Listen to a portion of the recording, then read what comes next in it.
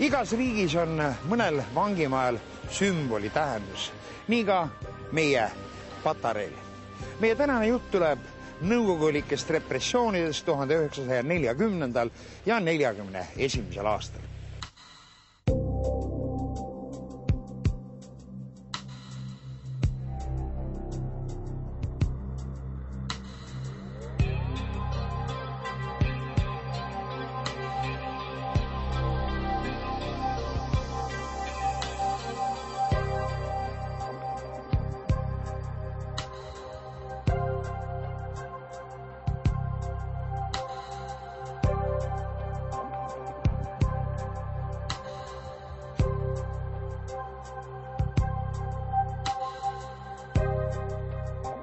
Võimuvahetus kaeb vastu kohe ka vanglamüüride vahel.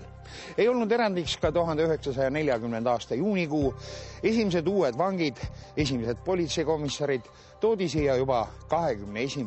juunil 1940. Siit on alanud tuhandete inimeste pikk vanglatee Venemaale. Paljude väljapaistvate inimeste jäljed on aga siin lõppenud. Näiteks riigivanemate Teemanti ja Jan Tõnissoni omad.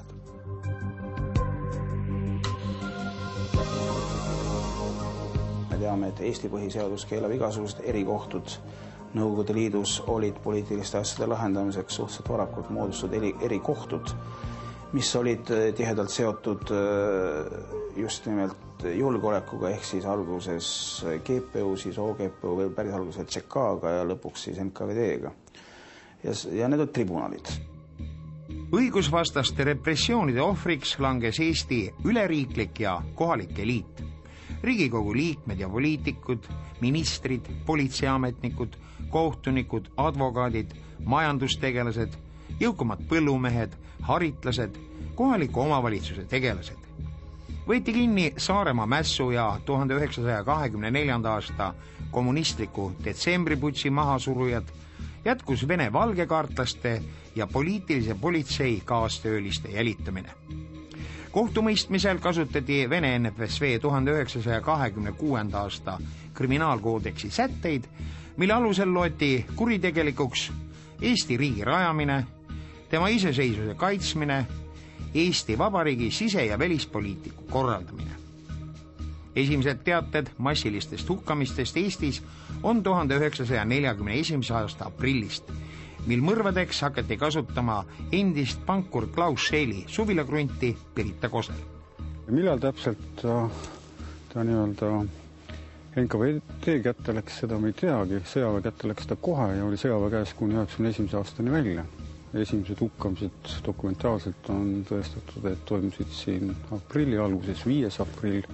Palju tegelikult siin neid inimesi maha lasti või ka elusalt maha maeti, sest on ka Saksa okupatsiooni ajast on ka selle kohta olemas üks mälestuskild, et ühest ühisauast leiti inimesed, nende arv oli 15, kellel ei olnud väliselt näha mitte mingit muud vägivallatunnuseid kui ainult nii-öelda peksmise järgi jälgi ja neil olid käed selja kinni seotud, tropid suus ja siis kohtuarstid hiljem kinnitasid, et nende suus ja hingamiste ees oli liiva, et ilmselt maeti ka elusalt. 1940. aasta juulis olid esimeste Eesti poliitikutena vangistatud endised siseministrid, teiste hulgas ka Ado Anderkopp. Ado Anderkopp oli üsnagi väljapaistev Eesti poliitik, mitme Riigikogu liige, sõjaminister, Asutava Kogu liige ja ka Kaitseliidu poliitilise juhtorgani liige ning sellest tulenevalt oli tema üks esimese Eesti poliitikuid, kes 22. juulil kinni võeti. Esimesed surmaotsused Eestis või Eesti kodanike suhtes langetati 1940. aasta hilissügisel ja massiliselt hakati surmaotsuseid langetama 1941. aasta algusest alates, nii et see täpne isikute arv, kes surma mõisteti ja maha lasti, ei ole väga täpselt teada tegelikult, aga me saame rääkida umbes 400 isikust. Siia peab kohe lisama, et 400 tapetut tähendas alles mõrvade laviini algust, mis läks lahti pärast Saksa Nõukogude Liidu sõja puhkemist.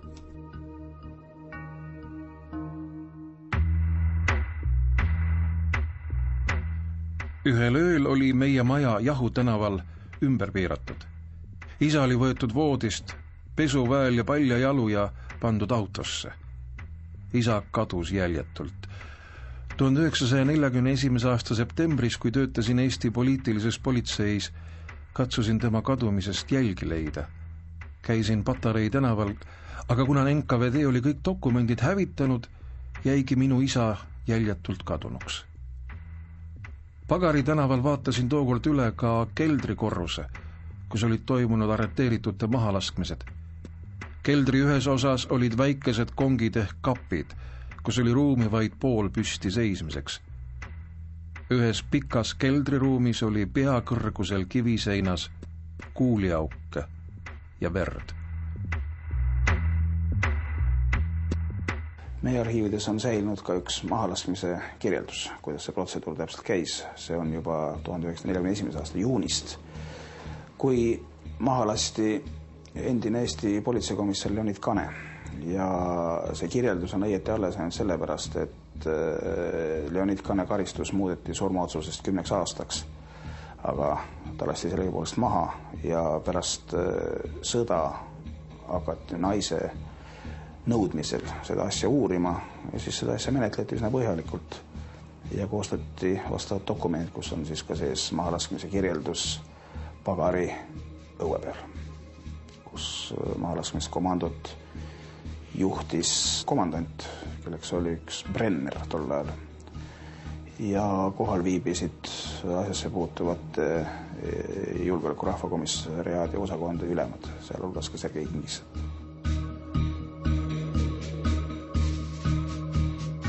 Tribunal hakkas täievooga tööle 41. aasta alguses, aga ükshaaval ilmselt siin seda mustatööd ei tehtud, et kui mingil hetkel oli teatud arv kogunenud, kelle kohta oli juba surmamõistev otsus langetatud, siis toodi inimesed siia ja siin hukati ja need päevad on ka teada. 5. aprill oli üks esimene päev, siis 23-24 aprill, edasi järgnes juba maikuu, 14-15 mai. Ja nii ta periooditi käis. Olukord muutus peale sõja puhkemist ja eriti keeruliseks läks see olukord siis juuli alguses, kus oli praktiliselt iga päev toimus siin hukkamisi, on teada 2. juulil, 3. juulil, 4. juulil. Siis on jälle paus sees ja on teada siis augustis, kus on toimunud mahalaskmised siin Sheili krundi peal. Esimesed ühishauad kaevati lahti juba 41. aasta lõpus. Ja seda tööd jätkati ka siin 42. aastal. Tolleaegsete ajakirjandusandmete alusel kaevati välja siis 78 inimese säilmed siit. Aga tegelikult võib-olla kõiki haudu ei leitudki. Ja mind ei üllataks üldse see, et kui tänasel päeval see peaks mingi ehitustegevus käima minema, et leitakse veel ühishaudu. Nõukogude repressiivorganid tegutsesid 1941. aastal üle kogu Eesti territooriumi. On säilinud veel palju hooneid, millest toimunu saab ka mälestustena tekitada vaid õudu ja ängi. Tartusse Pepleri ja Riiamaantee nurgale kerkis 1938. aastal Tartu ärimehe Oskar Sõmermaa tellimusel uhke elamu, mille alumisel korrusel olid kauplused. 1940. aastal see hoone natsionaliseeriti ja anti Tartu NKVD osakonna käsutusse. Me oleme selle maja keldris, mida NKVD kasutas oma vangide hoidmiseks, keda siis ülemistel korrustel üle kuulati ja ka piinati.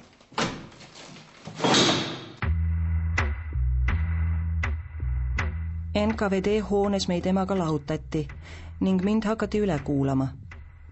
Nõuti, et ma jutustaksin oma spiooni tegevusest ühe välisriigi kasuks. Mõtlesin endamisi, kas tõesti suhtutakse minu elusse Pariisis nii, nagu oleksin mingi Prantsuse spioon. Hiljem, kuulates laagrites jutustusi, ma mõistsin, et see oli harilik trafaret. Mitte keegi ei pidanud mind spiooniks tõsiselt, kuid sõja ajal peeti igaüht, kes oli kunagi elanud välismaal, potentsiaalseks spiooniks ja loomulikult Saksamaa kasuks. Tegelikult oli Tamara Miljutina kuulunud Vene üliõpilaste kristliku liikumise hulka, mille 3 liidrit 1941. aasta aprillis Leningradis maha lasti. Vene valgekaartlike organisatsioonide liikmeid jahtisid tšekistid erilise innuga. Nende hulgas oli aga ka tõelisi luurijaid, näiteks endine tsaariaegne mereväeohvitser Arseni Židkov. Židkovi puhul tundub, et tema oli tõepoolest luuraja, sellepärast, et pärast Eesti iseseisvumist töötas tema siinses Briti esinduses ja tegeles agentuuriga. Ja agentuuriga muidugi mitte Eestis, vaid selle agentuuriga, keda saati Nõukogude Venemaale ja varsti Nõukogude Liitu luurama ja andmeid koguma, informatsiooni koguma. Tema toimikus leidub andmeid selle kohta isegi, kui palju agentidele maksti. Ning selles mõttes oli Arseni Židkov kahtlemata huvitav ka NKVD ja Nõukogude Liidu välisluure jaoks ning tema arreteeriti juba 11. juulil 1940 Eestis. Teda kuulati üle terve 1940. aasta ja ka 1941. aastal ning enne tema tribunali alla saatmist saatis tollane Leningradi oblasti julgeoleku ülem Pavel Kuprin, tuntud Nõukogude Tšekis, saatis tribunali ülemale kirja, milles ta palus otsuse langetamisel arvesse võtta seda, et Arseni Židkovi on vajalik kasutada ka edasistes uurimisoperatsioonides. Läbi lille tähendas see seda, et Židkov tuleb ellu jätta.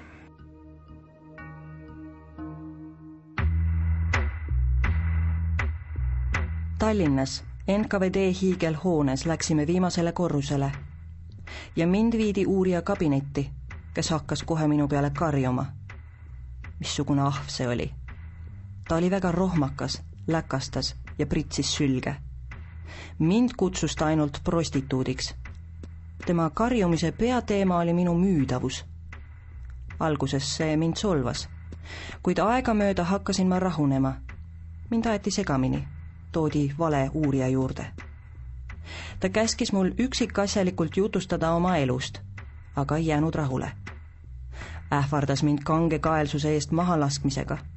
Jooksis akna juurde, paiskas selle lahti.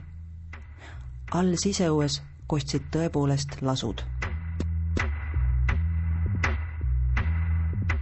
Tõsisemad poliitilised asjad läksid läbi sõjatribunali ehk siis NKVD vägede sõjatribunali Eesti NSV-s. Ja sealt käisid ikkagi läbi tuhanded inimesed ja see langetas ka enamiku surmaotsuseid. Just nimelt need Sheeli krundimehed olid enamasti sellesama sõjatribunali poolt surma mõistetud.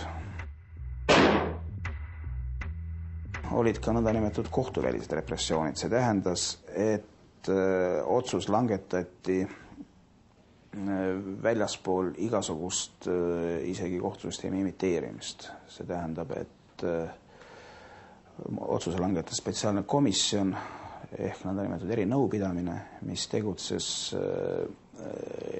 NKVD ehk siis Nõukogude Liidu siseste rahvakomissariaadi keskasutuse juures ja mis langetas otsused nimekirjade alusel. See tähendab, inimest ennast selle erikomisjoni ette ei viidud, sinna saad toimik ja paberid ja erinõupidamine langetas siis otsuse, mis oli umbes 10 rida ja mahtus üks A5 mõõdus paberi peale. Trükiti, alla kirjutas sekretär ja oligi valmis.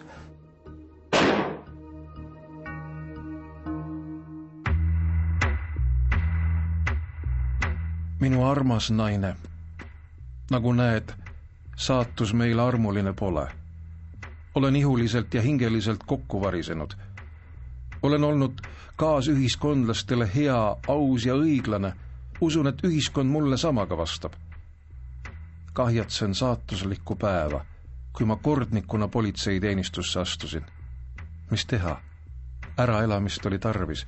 Pidin seda tegema, olgugi, et ma pole tõeline politseitüüp. See on minu saatus. Katsu ennast trööstida.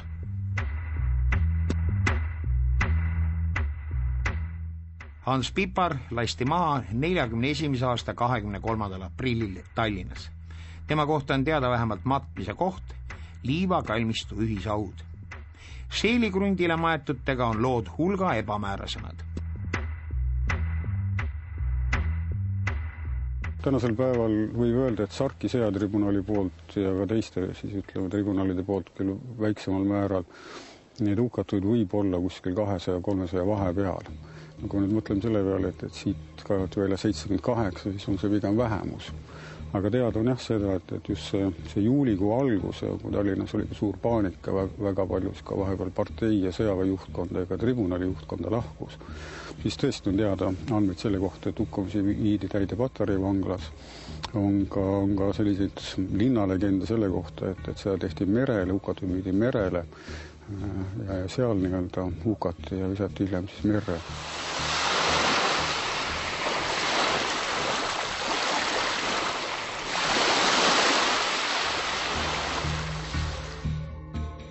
Üks koletumaid veretöid pandi toime 41. aasta septembri algul Kuressaares.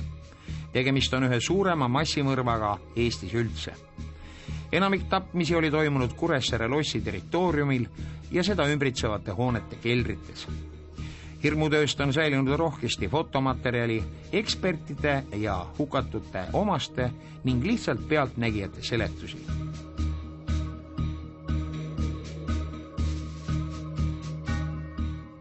Laiem avalikkus sai jubedast veretööst teada juba Saksa okupatsiooni ajal ilmunud ajalehtedest. Kõige värskemad uurimised on kirja pannud Saaremaa muuseumi direktor Endel Püüa. Tänaseks on Kuressaare lossihoovis hukatud 90 inimesest, nimeliselt kindlaks tehtud 83 ja Saaremaa teistes kohtades, näiteks Iidekülas ja mujal, hukatud inimestest 147. Suurim veresüü lasub Balti piirkonna rannakaitse punaväelastel eesotsas vanem politrukk Mihhail Pavlovskiga ja muidugi ka kohalikel punaaktivistidel, eriti Saaremaa julgeoleku ülemal Vassili Riisil, kes jäigi massimõrvade organiseerimise eest karistamata.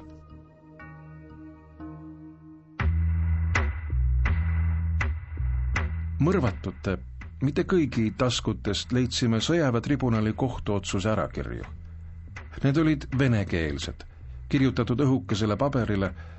Kohtuotsustel oli nimetatud ka tribunali koosseis.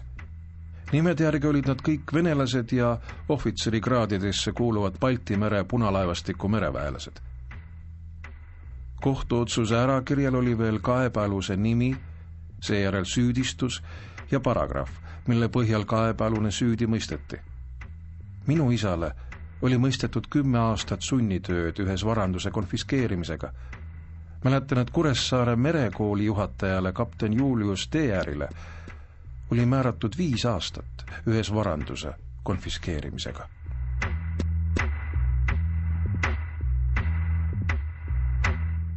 Tagantjärele teame, et kohtuotsus oli tühipaljas formaalsus. Ohvritele oli kuul juba rauas. Muide, nii toimusid tšekistid ka mujal Eestis, näiteks Lihulas, niinimetatud Loidapi majas. See maja kuulus NKVD-le, tol ajal siin maja ümber oli piiratud taraga, kuhu tavainimesed tohtinud minna. Valve oli ümber maja ja siia koguti siis arreteerituid. Ja siia siis sattus 8. juuliks mitmeid inimesi ümbruskonnast. Enamasti olid kõik vanad inimesed. 8. juuli õhtul nad siis siin tapeti, nii et järgmisel päeval, kui Punaarmee siit põgenes ja NKVD, siis tegi kohalik arst doktor Mikk ekspertiisi nende laipade osas, et siis neid inimesi oli kõvasti piinatud, need olid silmad välja torgitud, murtud luid, löödud haavasid ja siis ühe mehe tapmist nägid siin ka naaberimajas Jaani kõrtsis olnud ühed noored mehed, kes olid teisel korrusel ja jälgisid seda, mis siin toimus. Lihula veretöö sai ruttu üle Eesti teatavaks, sellest kirjutas ka ajaleht Postimees. Samal päeval Lihula mõrvaga toimusid veelgi ohvrite rohkemad tapatalgud Tartu vanglas.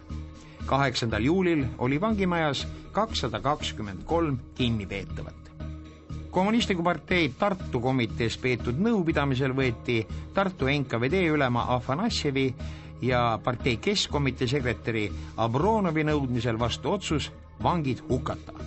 Mõrvakäsu andis 8. juulil Afanassjev. Enamik vange tapeti vangla keldrites ja saunas. Uks avanes sauna õuele, kuhu hukatud maeti. Praegu asub siin kunsti- ja käsitöökeskuse Antoniuse Gildi õu. Endisest vanglast on aga saanud eksklusiivne kortermaja.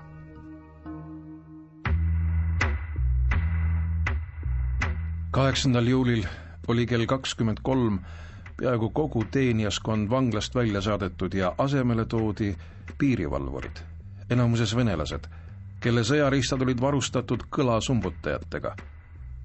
Peale kesköö kuulsid vangid ja ümbruskonna elanikud sumbutatud püssi ja revolveripauke.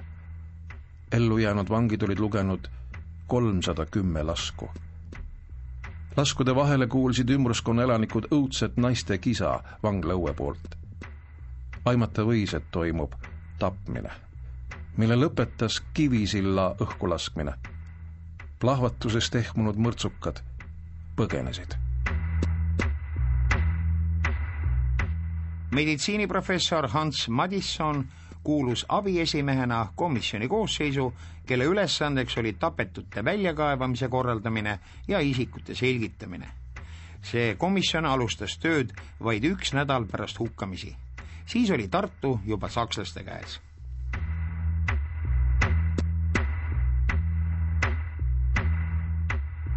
Hukkamise viis on enamuses kõigil ühtlane.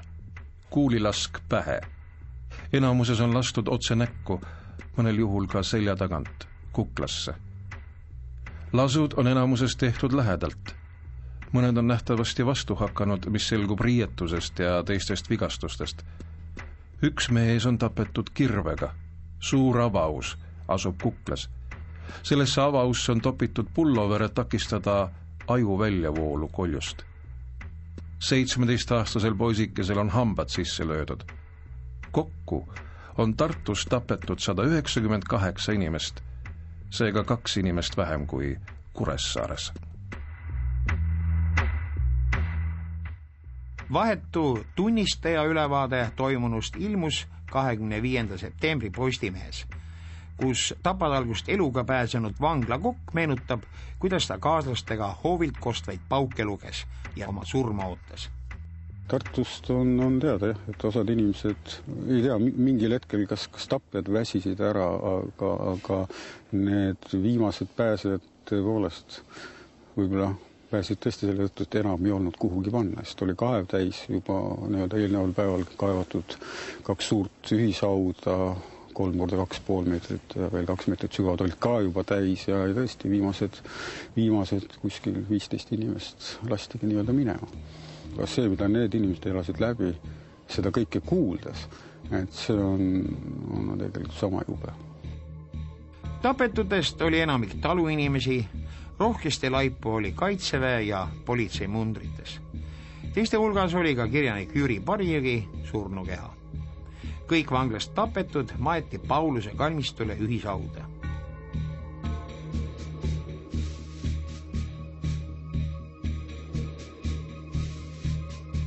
Valdav osa tookordsetest punase terrori masinavärgist ja selle niiditõmbajatest on tänaseks teada. Mitmed neist jalutasid pärast sõda veel uhkelt ringi, mõnest sai Inturistihotelli direktor, mõnest plaanikomitee või mõne muu asutuse eriosakonna töötaja. Ja muidugi ei tohi me mööda minna ka Idel Jakobsonist, kes oli üks neid põrandaluseid kommuniste tegelikult, kes NKVD-sse töö läks. Idel Jakobson oli sündinud üsna 20. sajandi alguses ja tema oli Läti kodanik. Ta õppis Tartu Ülikoolis, nagu paljud Läti juudid Tartu Ülikoolis õppisid 30. aastatel. Tema on selles mõttes väga kurjakuulsusega mees, et tema oli üks nendest meestest, kes sõitis teise maailmasõja ajal ühest laagrist teise ja uuris nende meeste asju ja naiste asju, kes olid laagritesse saadetud, aga lased olid pooleli, kes olid siit evakueeritud. Nii et tema alla kirjutatud süüdiskokkuvõtteid soovitusega surma mõista loetletakse sadades. 50. aastatel hakkas NKVD ise huvi tundma, et mis siis Tallinnas siin ikkagi toimus. Ja on andmed selle kohta, et päris palju tribunali liikmed olid lahkunud ja mis tähendabki seda, et ilmselt sinna oli kaasatud ka inimesi, kes ei kuulnud tribunali koosseisu. Ja kus need hukkamised toimusid ja seda kõik on vist väga raske tänasel päeval öelda. Enam-vähem täpselt on teada ka ohvrite arvud. Erinevatel aegadel ja erinevate uurijate andmed on üsna sarnased. 1940. ja 41. aastal arreteeriti Eestis kokku ligikaudu 8000 inimest, kellest vähemalt 1950 hukati sel perioodil Eestis. Veel olulisem ülevaatlikest numbritest ja protsentidest on Eestis iga represseeritu saatuse väljaselgitamine, mis meie väikese rahvaarvu tõttu on jõukohasem kui suuremates naaberriikides. Sasipuntra harutamist jätkub tänaseni. Minule tundub, et erinõupidamise langetatud surmaotsused mitte alati ei jõudnud õigel ajal laagritesse. Sellega on põhjendatud see, et osa inimesi on juba surnud enne surmamõistmist või et kuupäevad ei klappi, et nad on surnud. Surmaotsus on langetatud pärast seda, kui inimene on juba tegelikult surnud. Ja mõned, kes on surmamõistnud, on ka midagi ellu jäänud, sest tundub, et selles kiires evakueerimises, mis toimus 41. aasta kevadel ja suvel Saksa pealetungiga, läksid mõned paberid kaotsi, midagi läks sassi, inimesed lihtsalt kadusid laagritesse ära. Jumal, sõjal lähevad terved pataljonid kaotsi ja leitakse üles, et miks siis ei võinud seda sama juhtuda vangide transpordil.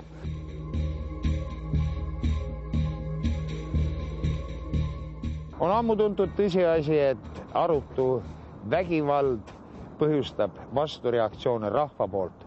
Kunagi oli selleks Jüriöö ülestõus 1941. aasta sündmusi, vahetult enne Saksa vägede saabumist Eestisse, nimetatakse aga suvesõjaks. Sellest on meie järgmine lugu.